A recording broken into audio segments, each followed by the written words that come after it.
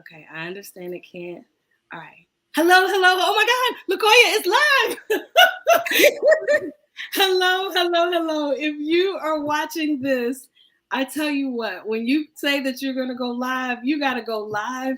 And whether you're ready or not, whether you got all your banners in place, whether you got your stuff ready, you just got to go. But you know what? If I have to go under those circumstances, there's nobody I'd like to go with other than Dr. LaQuoia Johnson. How are you today, sis? I am so glad that you and I get to connect. I shared with you before, it's the best day ever. And part of it is because you are here with me. So thank you for being here. No, thank you so much for inviting me. It's always a special moment when we get to spend some time together. We have just the best time, some of the best conversations. So I am so excited and grateful for you for having me on for us to just have this little chat. We haven't chatted in a while, so this is going to be great. And look at both of our arms. You can't see mine as well as you can yours, but like we both in the same position. Like, okay, let's ready. We ready to talk. Yes. So and I didn't even introduce myself. I'm Dr. Jerika Dodd, executive editor of Pharmacist magazine. And you know, one of the joys that I had in the most recent week was I had a graphic made with as many pictures of women, because there's been over 65 women that have been featured in Pharmacist magazine.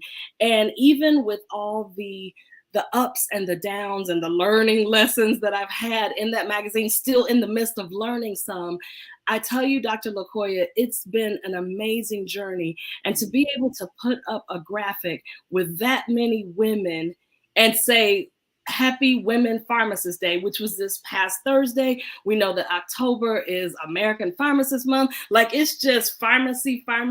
And even with all the tumultuous things that are happening right now, which it's interesting.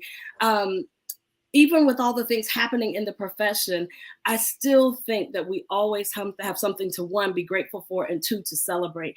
And I truly was celebrating not like just an idea that came from my heart and my head, and the number of women that I have been able to help shine a light on. Yes.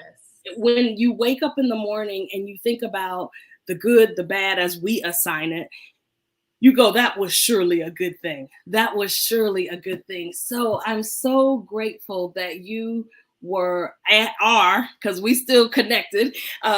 You are a part of that, and that we can like text each other quick, like support how we can. And so I'm just very, very grateful, because I have had some of the most rewarding personal colleague business relationships come out of that, because it starts off business. We're already colleagues because we're both pharmacists or in pharmacy, and then the personal piece just adds to it. So thank you for that.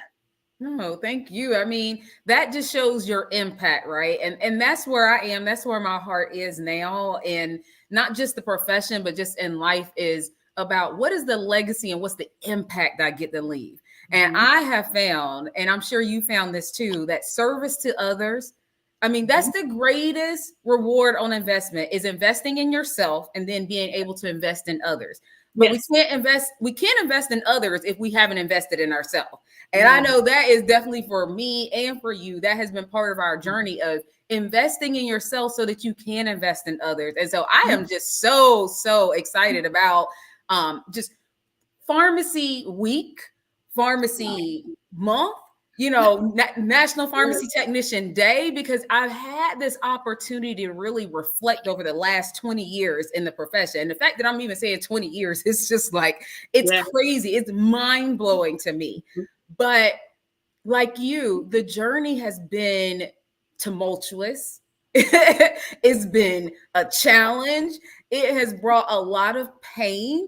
But I'm still passionate about it. Like, I'm still passionate about the profession of pharmacy, and it hurts my heart. Like, it hurts my heart to see what's going on right now for so many reasons.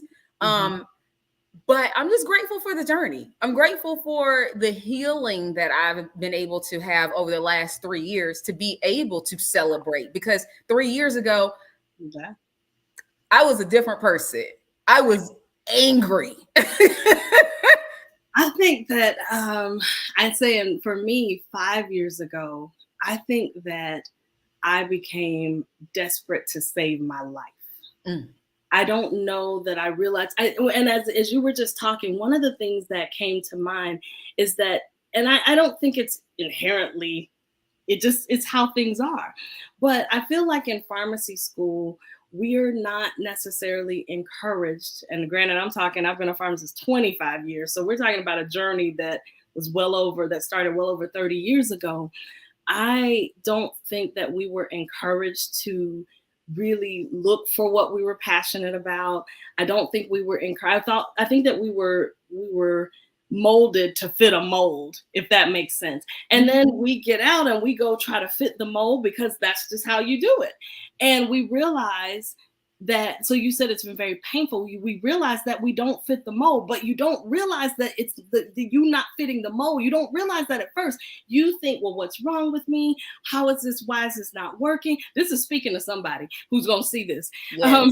Why is this not working? Why are they treating me this way? What did I do wrong? How can I be better? Not saying that there's not always something that we can improve on, definitely, but you start to internalize it because you're really, what the problem is you're really not fitting the mold, and your values are different from likely the organization that you are a part of. And even though you can be a part of an organization and they say this is what their values are, that doesn't mean that's what they walk out. And That's you're it. like, hey, I've been sold a bag of goods because I thought that these were Right your there. these were your missions, and this was your mission and your values. But how I'm feeling, I'm being treated.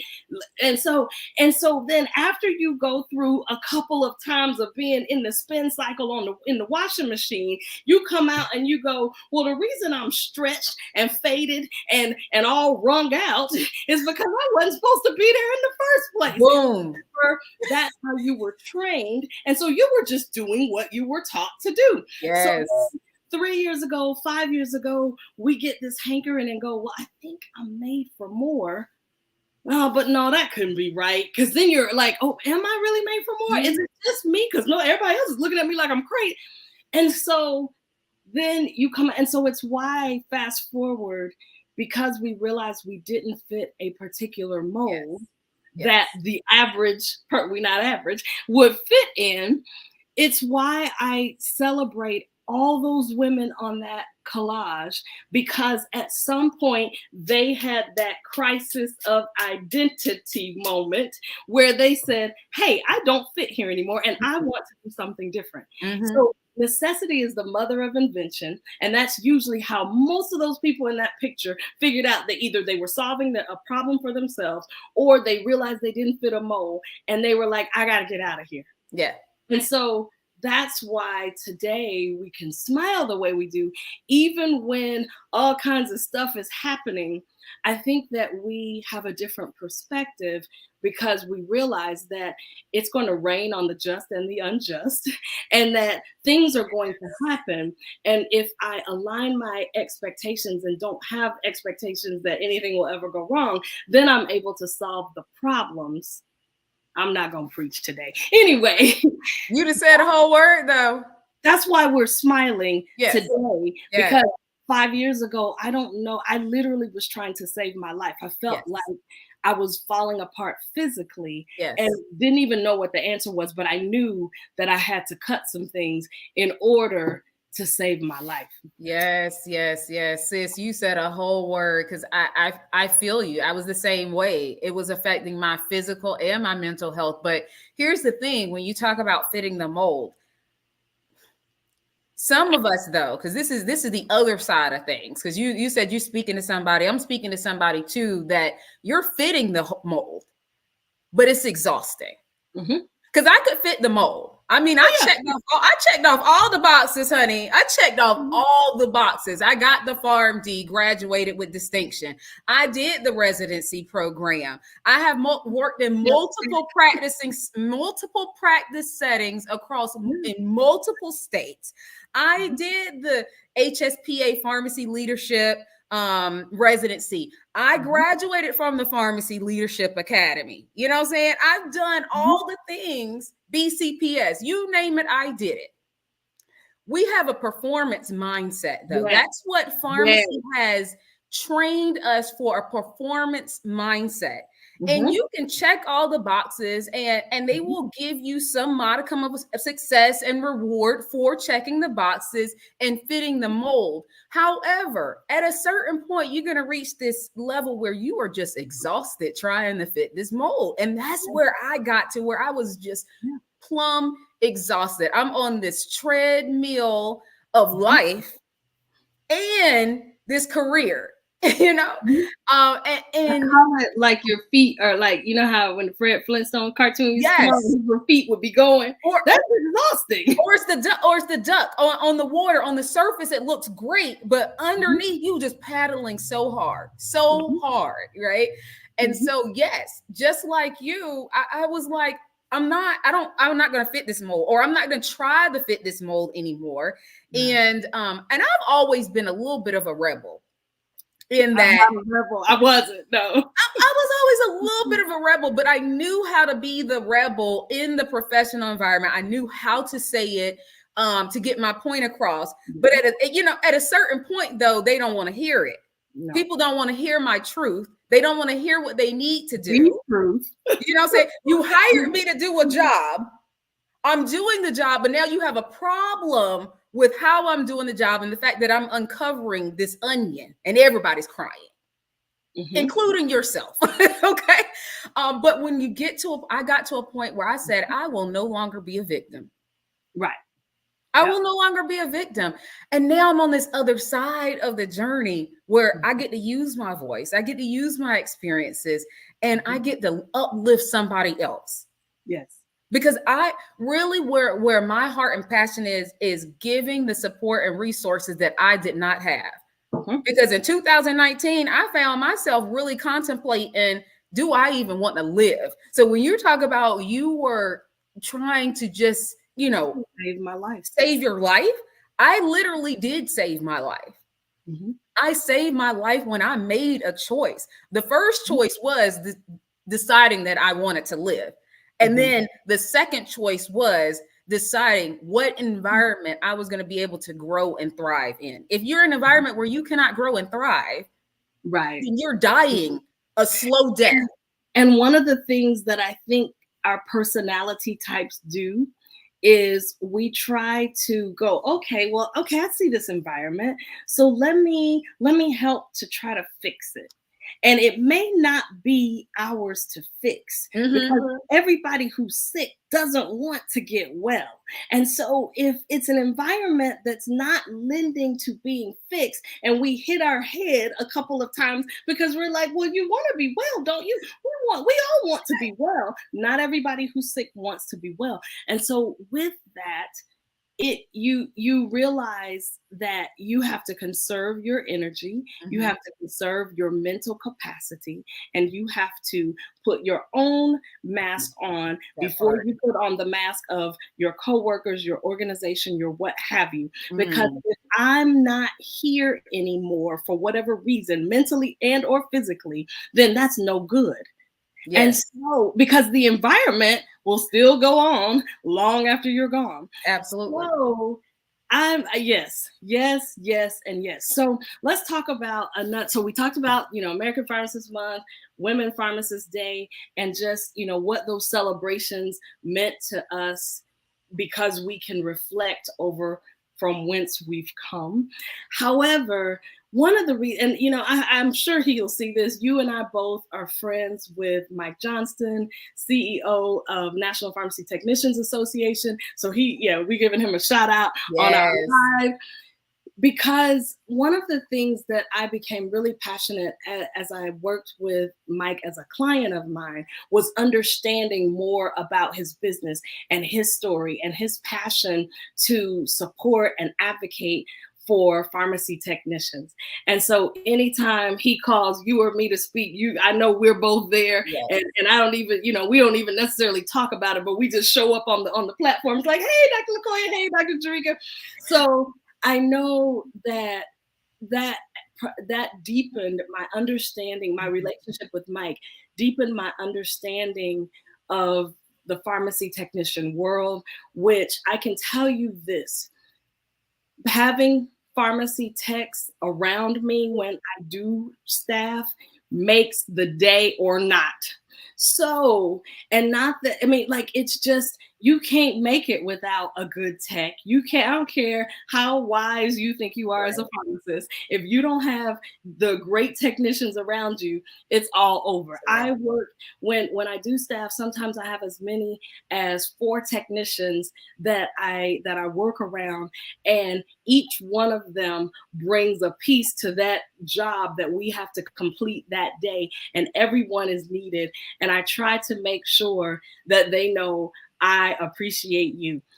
Given that, you've got something going on for technicians, and you also, let me say, you also helped deepen my understanding of the pharmacy technician world, because I always wanted to be a teacher, not a pharmacist.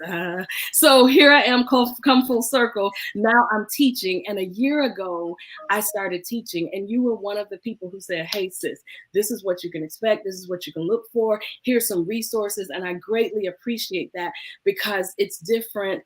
It's a different world for me, and I had never been in a position to teach pharmacy technicians.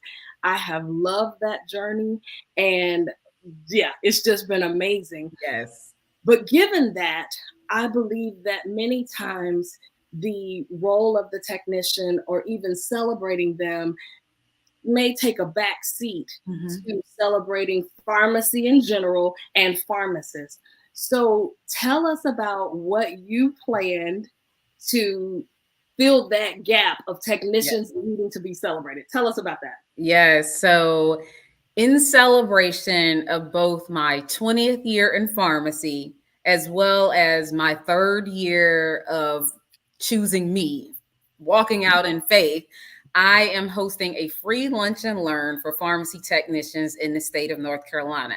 So for those of you who are watching this now, the registration link is closed now, but I'm still very much excited about it because, you know, it's on Tuesday. It's coming up in about 48 hours. So my caterer had to have the numbers. My videographer had to have the numbers. So it is closed now, but I am just over the top excited about being able to pour into the foundation of pharmacy, because it is our pharmacy technicians. And I think, no, I don't think, I know, number one, that many of the pharmacy initiatives that high execs or, you know, leaders put out, pharmacy technicians are not necessarily at the table when they create these initiatives. They are an afterthought when they create these initiatives. But like you said, a pharmacy is only as good as their technician workforce. And when technicians are not at the table, but what you are putting in place is going to impact their work and how they work, you completely drop the ball before the ball even got started. I mean, you know, and so I know that to be the case because, number one, I used to be a pharmacy technician. That's where I started.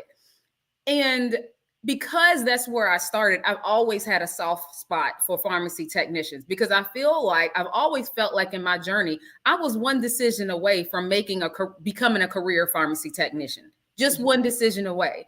And I say that intentionally because I found out that I got into pharmacy school on December 26th of 2004.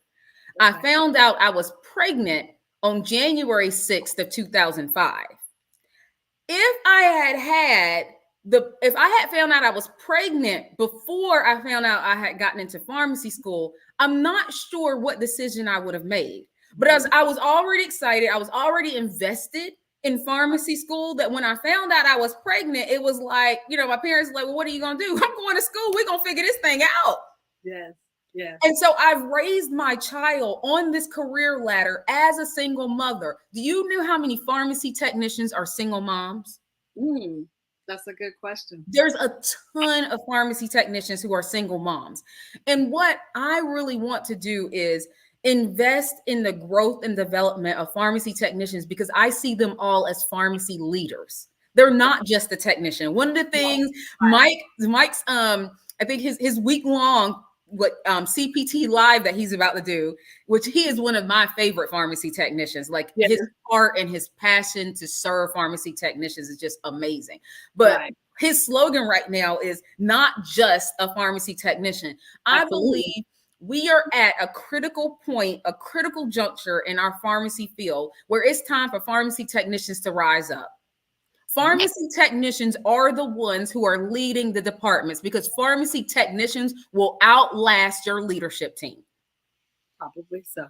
Yes. The 2003 pharmacy forecast that was published by ASHP says that 25% of senior leaders are currently looking to leave the workforce because of the stressful environment and the complexity of the priorities. 25% of seasoned leaders. Now, when was that? When was that? What year was that? That's this year. That was published this year. Well, that was published this year. Yes. 2023. Okay. 2023. Yeah. ASHP's pharmacy forecast. If you haven't read it, please read it because it tells you where the future of pharmacy is supposed to go, but we're not prepared. We're not prepared. Well, and that could definitely lend to a conversation more than we have time because healthcare, I feel, is not prepared, and we keep doing more of what doesn't work and spending more money on what doesn't work and models that don't work and not getting better outcomes. And so, yeah, I believe that like there has to be some like major overhaul. And I would say with regard to technicians being technicians for the life of their career, I think that's a fine thing and that's wonderful. Then, you have technicians who want to become pharmacists, and I think that's a great thing as well. I think no matter, and I'll be at CPHT Live as well this weekend coming up, but I think that no matter which path you choose, or if you use that background to be a springboard to something even outside of pharmacy, I believe that either way, pharmacy technicians have the power to chart the course they want to chart. And I do agree that I don't even like to hear pharmacists say, I'm just a retail pharmacist, because I don't believe that you're just anything. So I definitely agree with regard to technicians. Tell us a little bit more about the specifics of the program. And if anybody is like, well, why are they doing a live now if the registration's already closed? Because I was sick the original day that we were planning to go live, and we had to get me well so that I could be live and presentable. So tell us more about what's going to happen on that day, because when I heard you tell me your idea and what you were doing, it was definitely already with the little legs on it moving forward. And I just got excited for you and for those who are going to benefit, because I've not heard anything like it happening, of anything like this happening. So tell us more about what's going to happen on that, without giving away any surprises or anything like that. No surprises. Well, I am an open book. I am completely transparent about what I'm doing. So there are 2 sessions. One is from 12 to 1, and it's going to be a panel. I have a panel of 4 pharmacy technicians, 3 of which whom I have personally coached and supported throughout their career journey since I met them here in North Carolina. And so they're in different practice settings doing different things. All of them they probably have about a combined total of about 50 years of pharmacy practice experience.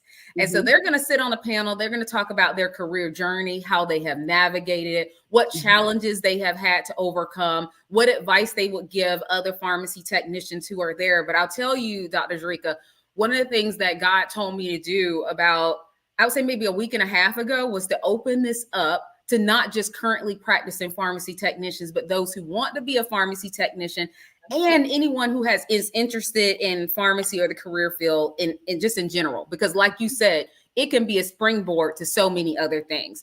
So this is for anyone who's interested in pharmacy, interested in healthcare, to listen to what their journey has been and what have they navigated in this, kind of space. So one is a financial analyst. She's actually getting her accounting degree. She's been working on her accounting degree at all the time while she's been working as a pharmacy technician. So she's finally springboarded herself into becoming in a financial analyst role. Another one is an automation IV tech specialist. Okay. And he is just, oh, I just love myself some Paul Lentz. He is just so authentic and transparent, and just he has this personality that's great. Okay. And so he's going to talk about that. I think he works for Omnicell. I have another technician. She is a she's a CPHT2, like a tech two in like a acute care space. But she is writing questions now for the PTCB exam. Yes. And Yes. that's the thing that I feel I try very hard to convey to my pharmacy technician trainee students that I have the fortune of teaching, that there are so many things that you can do. And oftentimes I think we're limited, or even pharmacists are limited, and they go, well, what can I do? And Right. there are so many, it's like, well, what do you want to do? There are Right. so like, I mean, now that you say that, yes, somebody has to have a role writing questions for the Yes. certification exam, but Yes. you never think of who that person is or who those people are. So what an amazing Yeah. opportunity that she Yeah. has for herself. Yes. And and the way she got that opportunity was PTCB. This is the power of LinkedIn and your relationships, right? Yeah. PTCB reached out to me because they were looking, it was during that time where we need to diversify. So they're looking for pharmacy technicians to contribute. And she was one of the people that I first thought of. Now, I gave them a list of people, but she was the one that jumped on this opportunity, right? And so now that's what she's helping with that. And then the last and final one is a community health worker program manager. Mm-hmm. And I am so excited about having her come, because I really believe that pharmacy technicians, especially pharmacy technicians of color, need to be able to use their skills, their gifts and talents in the community now. How do we really impact social determinants of health if we need people that look like the community, that can speak the community's language, that knows the back end of pharmacy and chronic disease states and management, right? And so she's going to talk about what she does in that experience. Now, here's the kicker, Jerika. Here is the kicker. Every single one of those technicians left the exact same environment that I was in. Every single one of them. One of them left right before I came. The other three, I supported in that environment. And all of them have navigated and elevated. So that's session number one. Session number two, though, is going to specifically focus on how do we assess whether or not we are working in an environment where we can grow and thrive. That should be a nationally syndicated, on repeat, on demand program for people in and out of pharmacy too. Yes. So we're going to assess that. I have a tool that we're going to assess it, and we're really going to get down to, I have this my strategic plan document that I've actually posted on LinkedIn before, but this is the first time I'm going to do it in a workshop setting where we can identify what is your strategic plan for life. Because here's the thing that people don't understand. Every organization that you're working for, they got mission, visions, and values, and they got a strategic plan. And you might not be in their strategic plan 3 years from now. Right. Everybody that's walking out, you don't walk out without a plan. So we're going to talk about our plan. I say that along those lines, and it's not my quote, but I say that either you're going to build somebody's dream, you're going to build your dream, or you're going to build someone else's. Absolutely. And you may have a hybrid of that for some time. However, be very, very clear that if you're building someone else's dream, then their mission, vision, values, and strategic plan is what you've got to march to. Yes. And so oftentimes, as I said earlier, there comes the rub when, even if you haven't identified your mission, vision, values, and strategic plan, but you're marching to the tune of someone else's, and you're like, I'm out of cadence, I'm out of step. Right. Misalignment. Right. And it happens more than we probably acknowledge, because I think usually we're so caught up in thinking that we were building our own dream, but no, you've been building somebody else's. And so I don't have any problem with helping to build someone else's dream, but be very, very clear that it may not be yours. Yes. And so I love hearing you say that. So I know that we need to wrap up. Tell us what else is going to happen. Are they getting some food, or is it, usually when there's good times, there's food around. So Yes, tell us as we wrap absolutely. up. Absolutely. Tell us what else is going to happen at this celebration. Yes. So, yes, we are going to eat, and we are going to dine on some deliciousness of lean back soul food. So my girl, Chrissy Faison, who is a local caterer here, she has lean back catering, and her food is amazing. I'm actually going to an event in a few hours where she's as a group of pharmacists here in the Triad area getting together, and we're gonna have some lean back. So in the words of Bled to Know, pizza is not working. This is not a pizza party. There are gonna be a whole lot of pizza parties this week. Right.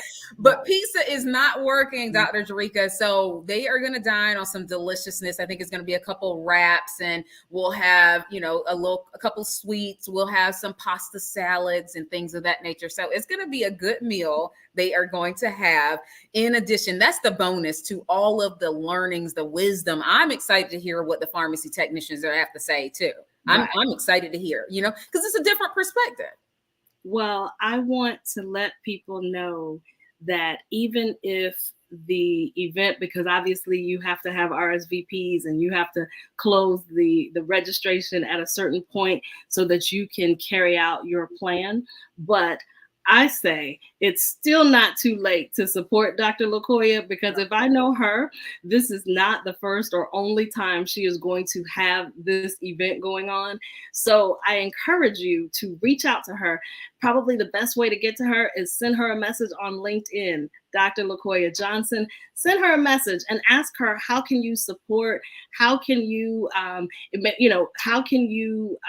get insights on what she's doing to maybe replicate in your part of the country or your neck of the woods in the coming years? Because I don't know, I believe, I say that I don't think we should only celebrate Black History Month during Black History Month. I believe you can celebrate it 365 days a year.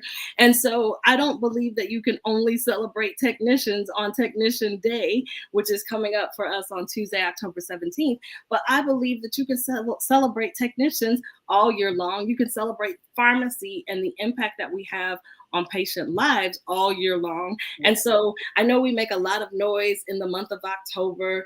September 25th usually kicks it off with World Pharmacist Day. And then we run into October with all of the pharmacy celebrations. And those are wonderful, because I'm grateful that we have a month and a week and a day, all of those things. But even if you don't get to celebrate your technicians in grand style like you might want to, there's always time to do that. So I think there's always a reason to connect. I think Dr. LaQuoia is somebody that you should know. So ask her how she did it, what's she doing, how can you support her?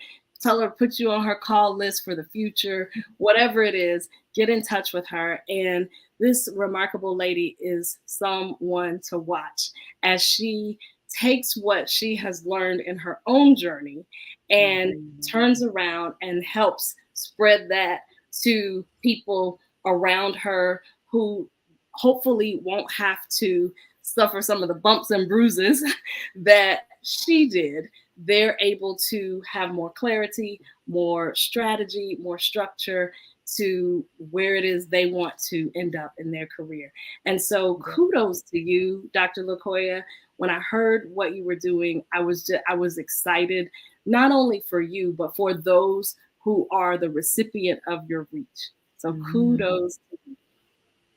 Thank you. Thank you so much. And I'm just so honored to be in a position to serve, really. I'm just so honored. I'm honored that God entrusted me with this purpose. He told me to do this back in, I think, the beginning of August. I was starting to get some rumblings maybe in July, but beginning of August, he told me to do this.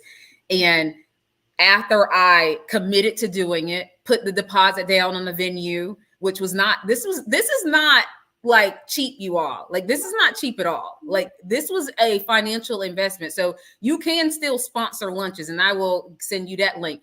But I made the financial investment before I put everything together. I hadn't even talked to my panel or anything. All of these technicians took time off to Yeah. serve. Yeah. All right. And so I'm just grateful that I am blessed to be a blessing. Mhm. And I'm so grateful for you, sis, for amplifying the message, Sure. because Anytime. I believe it is time for our technicians to rise up. And there is not a pharmacist that can tell me that they have not been trained by a pharmacy technician. In some way. Yes. In the same way, it doesn't matter what level you are in pharmacy right now. You Mhm. started out being trained by a pharmacy technician. Mhm. Yeah. So I look at every technician with value, and I train my pharmacy technicians. I educate my pharmacy technicians as if they are pharmacists, because I believe Yes. every single one of them are Yes. capable of doing just as much as Yeah. I have done and Yes. will do. Yes. I do believe that. Yes. All right. All Well, we're going right. to get out of here because we've got things to do on this Sunday afternoon. My best and most sincerest wishes to you for a wonderful, most sincere, excuse me, let me clean that up. My best and most sincere wishes to you for Tuesday, October 17th. And as I said, if you're seeing this, I don't care if you see it on Wednesday, October 18th. Send Dr. LaQuoia a message that says, rah, rah, I'm excited for you and what you did, and ask her how you can still support, because she's done an amazing feat to celebrate those around her, those that deserve to be honored, those that surely deserve to be celebrated. So, all right, we're going to sign out here. And thank you, thank you, thank you, Dr. LaQuoia. I can't wait to hear how the event turned out. I can't wait to see the pictures. And we will catch up again. This is not our last time. We will catch up again soon. Okay? Bye.